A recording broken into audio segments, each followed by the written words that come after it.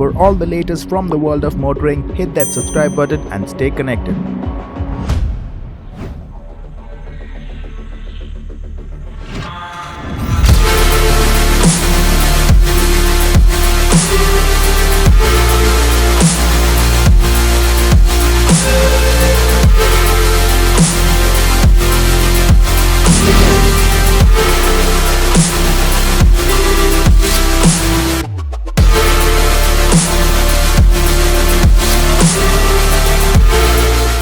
Hi Tejas, good morning. Congrats on the new Dominar. So what's the story behind it, and were you always looking for a touring machine, or what's the story behind the new Dominar? Okay, first of all, thanks for having me here, Evan.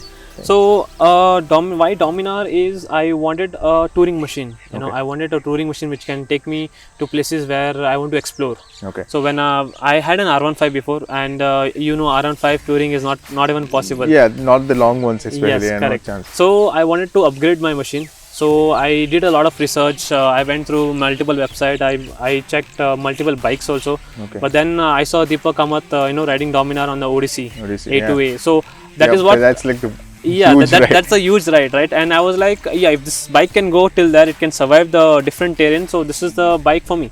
Okay. So that is when I decided to buy a Dominar UG. But at that time it was not launched. I waited, booked the bike, and then got the delivery of the bike. So that is how I am into Dominar. So let's get into a little bit more detail. So the new Dominar is about 5 bhp more than the previous version. And there are of course a lot of changes, suspensions, etc. So let's talk about performance first. In terms of performance, how do you feel it is? Since you go touring different terrains, highways, guard sections, etc. So how does it perform in these terrains? So performance wise, I have no complaints or issues. Performance is like awesome performance, and I have not ridden the 2018 or 2017 Dominar. Okay. It was a direct upgrade from R15 to a Dominar, to a 400cc bike. It's a huge upgrade. Okay. So I did not feel any kind of complaints or any kind of problems with this bike.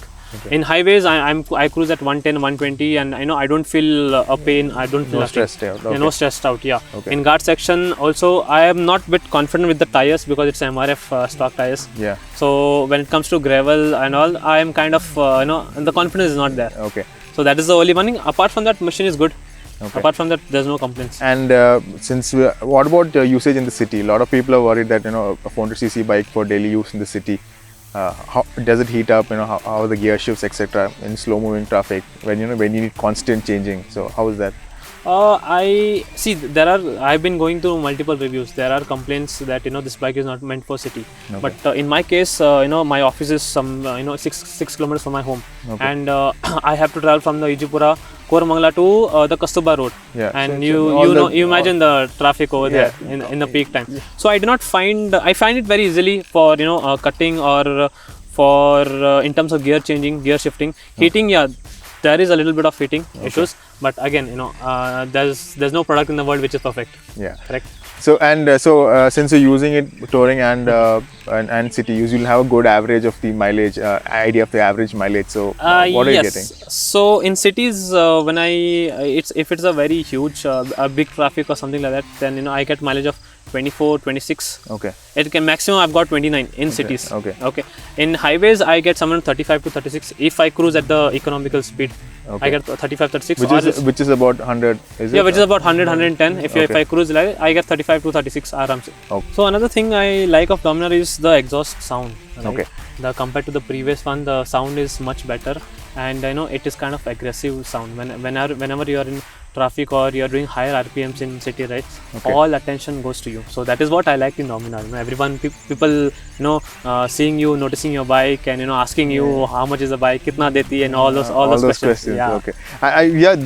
Especially when you drive, it sounds really good.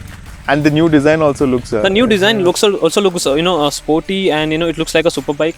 From far, if you see the sound is coming, when you realize this, so first thing people see is the exhaust. Okay. They don't see the bike. When they hear a good sound, they see the exhaust. When they see the exhaust, then they see the bike. Yeah. That feeling is nice. Okay, now let's move on to the handling part. So there are talks that bike is heavy, and it has got a long wheelbase. So that's why I was earlier asking you about city usage. Is it usable in the city? So what's your opinion and what's your experience been in that side? So handling is good in terms of in cities. The handling is good. Okay. Yeah, the weight is more. It's 183 kgs if I'm not wrong.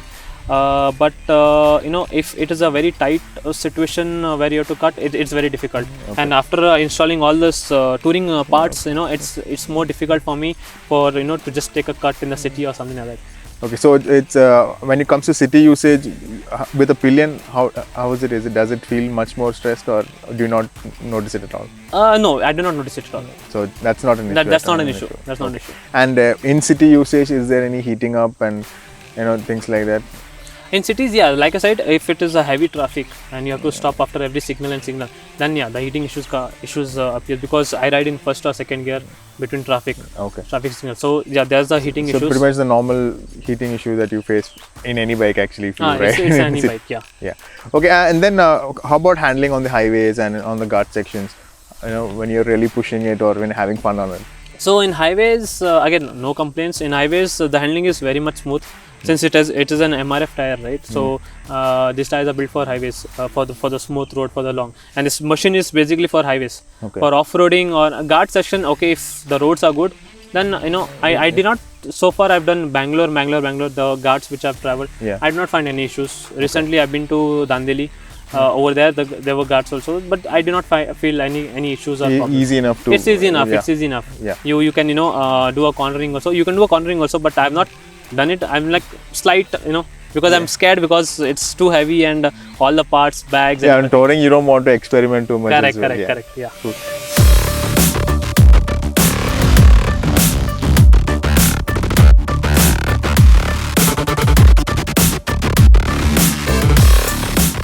And now coming to the brakes, so there are changes in the braking system compared to the previous. The front is now radially mounted. So how do you feel the braking is? So the front brakes are good.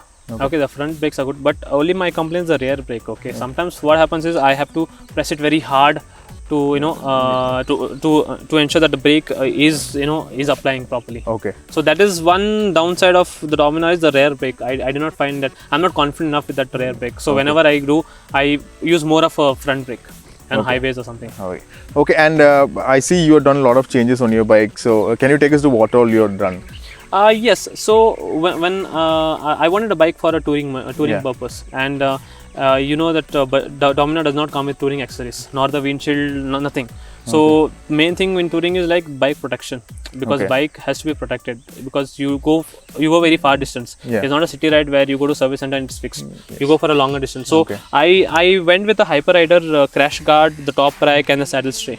So it adds weight into your bike, but again there's a protection. In case something happens, nothing happens to your bike.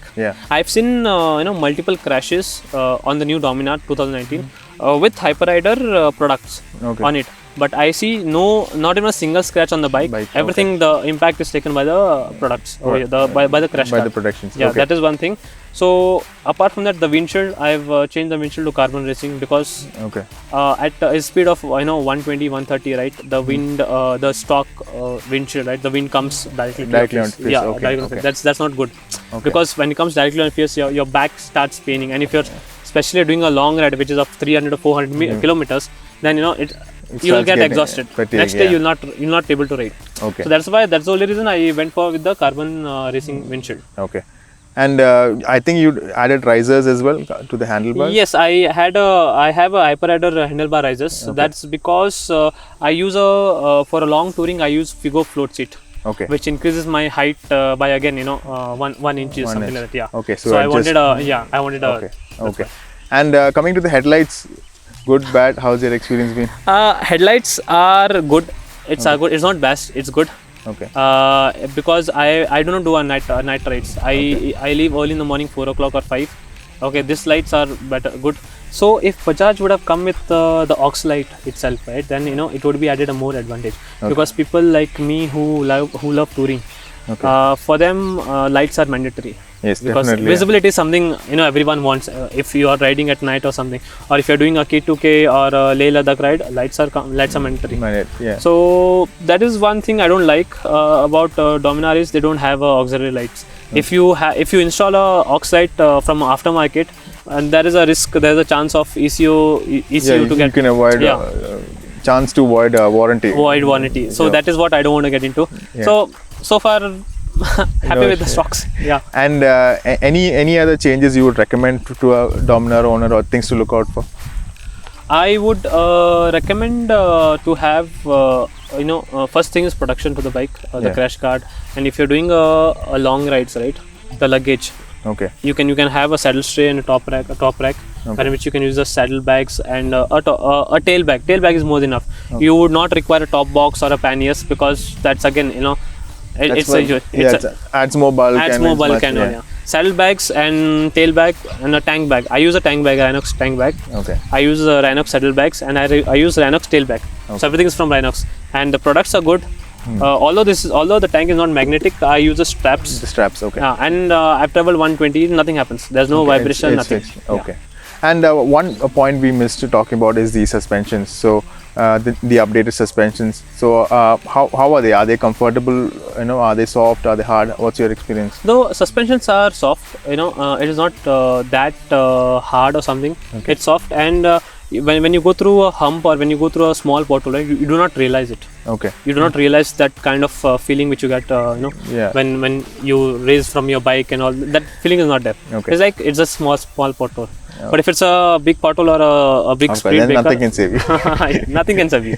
So even on the highway, it's fine, and in city use also, it's fine. It's fine. No issues. Okay. No complaints on suspensions. Nothing. Okay. And now let's talk about another interesting and very important part. That's the service and service support, and the whole customer experience of owning a Dominar. So how has your experience been? So since the time I bought this bike, I bought it from Indiranagar, Kivraj Motors. Okay. And the sales executive was Emmanuel, who was handling my case. So he was good, and he was very, he used to call me because I booked the bike before the bike launched. Okay. Every day I used to call, and every day I used to call Emmanuel, when bike is going to come, when bike is going to come. He was like, sir, okay sir, give us some time, sir, I'll update you. So after a few days, he only used to call me and tell me, sir, this is the date, this is the time, you can come and take the delivery now. Okay. So from the bike delivery to the first servicing, the process was smooth. Yes. Okay. First servicing, there's one guy called Muthu from Indiranagar branch, who was very helpful. Who speaks with you very politely, who gives you that the premium customer feel. Trust also. The trust also. So any issues, I used to call him directly. Muthu, I'm facing this issue, what to do? Like, sir, you come to service station, we'll fix it up, sir. Okay. And when I go to service station, they fix the issue. Okay. So one thing I like about the service center is when the new Dominar UG came, right? Okay. They are more focused on customer experience with especially with the new Dominar. Okay. So that's what my personal opinion is. Okay. So. And a lot of people experiment with the engine oil. So have you done anything like that on the Dominar? No, so far I've not done any changes. I'm not changing the air filter. It's a default. It's a stock one. Okay. The stock engine what the service center put. There's no changes I've made. All right. Thanks Tejas. Thank you so much for your feedback. I'm sure a lot of people looking out for this video. We get a lot of comments, asking for the new Dominar ownership review. So thank you so much, and wish you a lot of safe miles ahead. Yeah, sure. Thanks, man. Thanks for having me.